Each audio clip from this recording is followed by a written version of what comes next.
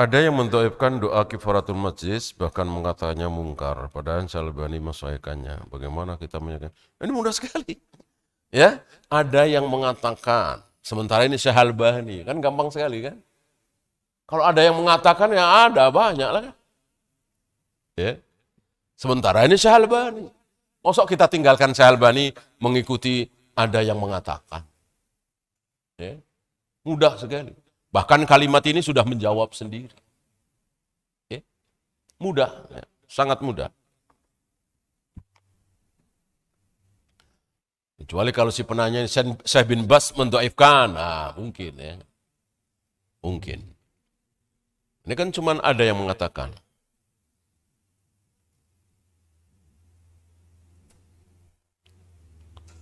Siapakah Khidir yang ada di dalam riwayat Nabi Sulaiman saat memindahkan dalam sekejap? Bukan Khidir ya. Ada kata Khidir? Nabi Sulaiman?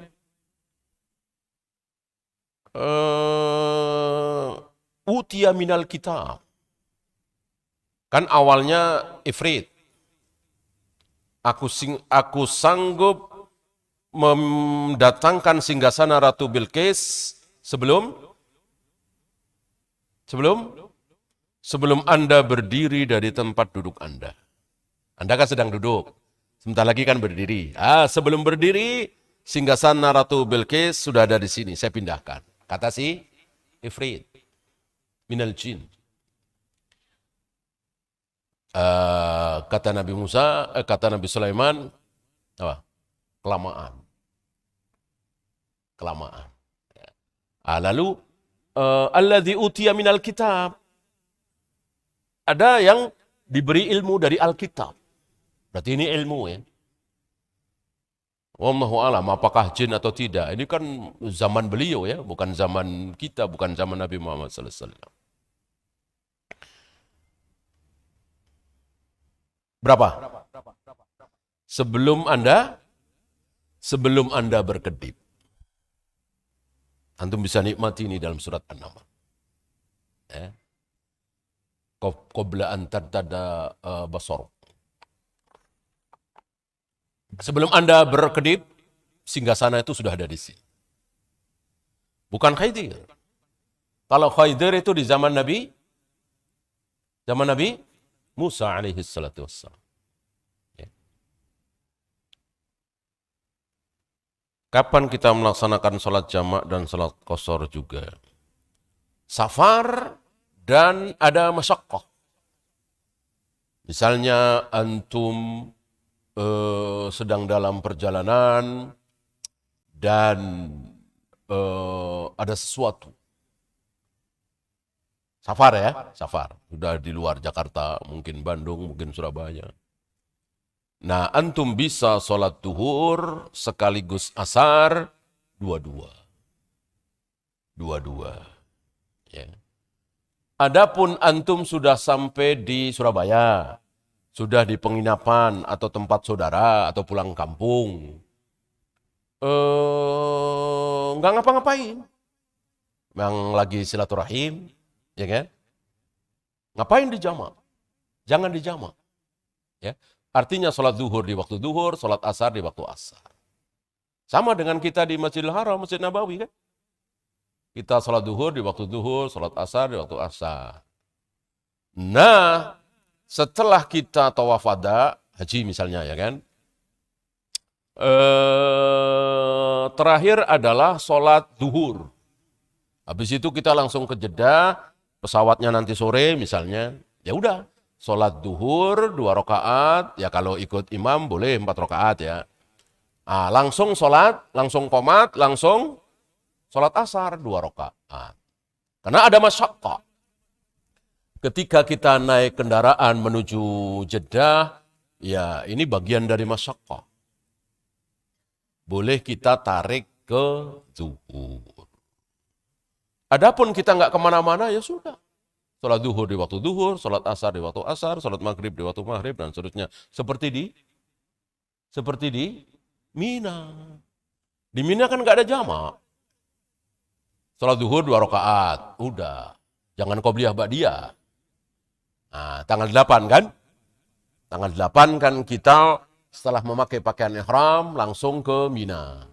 Untuk sholat duhur, asar, maghrib, isya, subuh. Masing-masing di waktu masing-masing, tidak dijamak. Tapi duhur 2 rakaat, asar 2 rakaat, isya 2 rakaat. Maghrib tetap 3, subuh tetap 2. Tidak dijamak. Dan memang hanya itu yang dilakukan oleh Rasul dan para sahabat di Mina. Tapi tetap ke Mina. Nah banyak saudara-saudara kita ini pakai rokyu, yang ngapain sholat doang? Udah langsung aja ke Arafah. Jadi tanggal 8 langsung ke Arafah. Padahal Rasul dan para sahabat tanggal 8 itu ke Mina. Untuk apa? Yaitu tadi. Artinya nggak ngapa-ngapain. Bagian dari wajib haji. Jangan bilang sunat ya. Wajib. Karena Nabi mengatakan hudu anni manasikakum. Contohlah manasik haji kalian dari aku. Yang dilakukan oleh Rasul dan para sahabat tanggal 8 itu di Mina. Nah banyak dari kita yang pakai rokyu, yang ngapain cuma sholat doang. Ya, pakai rokyu. Termasuk ketika melempar 3 jumrah tanggal 11, 12, 13. Ngapain nunggu duhur? Ini mumpung sepi jam 10, setengah 10. Ya. Padahal Rasul dan para sahabat melempar 3 jumrah itu tanggal 11, 12, 13 adalah setelah duhur. Begitu matahari tergelincir ke arah barat, berarti masuk waktu duhur ya, langsung melempar jumrah. Jangan sholat duhur dulu, melempar jumrah. Duhurnya ditarik ke asar. Jamak takhir. Bolehkah sholat sunat rawatib duhur dan asar dilaksanakan di rumah sepulang kerja? Boleh asal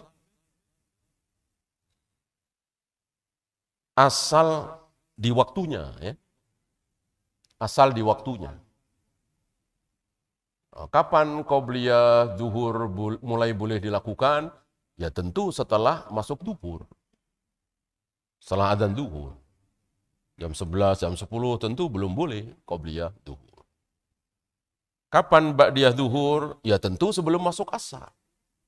Seperti sekarang, nanti setengah 3, jam 3 masih boleh. Kalau sudah asar ya jangan. Kecuali ada masyaqqah, Nabi pernah melakukan. Tapi kan ada sesuatu. Kalau nggak ada sesuatu nggak boleh direncanakan. Nanti saya akan ba'diyah duhur nanti aja jam 5. Tentu tidak boleh.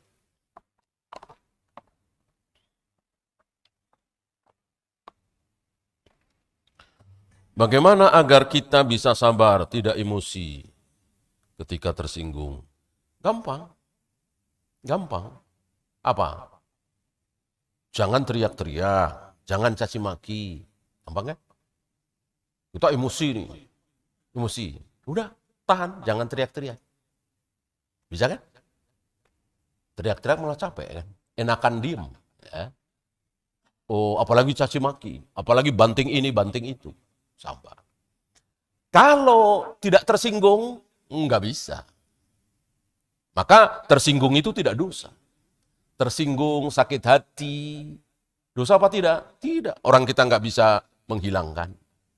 Yang dosa itu caci maki, sumpah serapah, banting ini, banting itu, mukul dia, nendang dia, apalagi bunuh dia. Nah, itu tidak sabar. Kalau tersinggung, sakit hati, itu halal. Itu masih sabar. Jadi mudah. Masalahnya mau apa tidak? Gitu ya.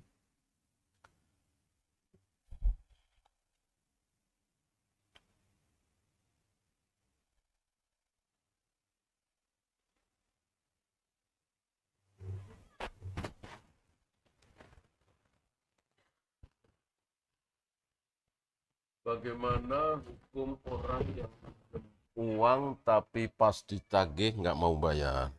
Nggak mau apa belum punya? Kalau nggak mau padahal punya ya tentu tercela sekali.